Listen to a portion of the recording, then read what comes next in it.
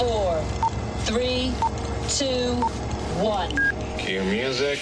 This is Movies First with Alex First. Imagine you're the wife or partner or child of a member of the military who's sent off to war.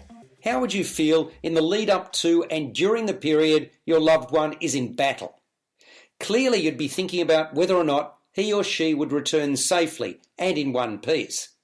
Military Wives is inspired by the true story of a group of women who've been left behind in just the circumstance I've described.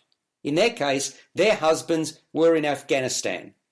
The wives of the two officers, Kate, played by Kristin Scott Thomas, and Lisa, Sharon Horgan, are in a power struggle.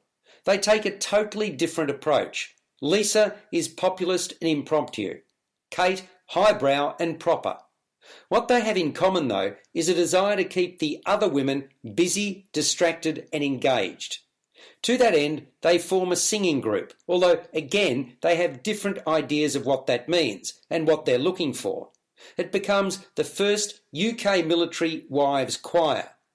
From a very shaky start, the songstresses make their presence felt, notwithstanding the fact that the ladies continue to think of their nearest and dearest in battle.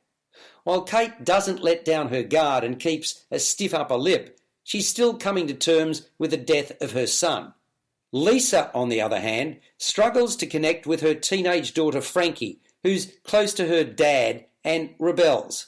You're listening to Movies First. For more, like us on Facebook and follow us on Twitter.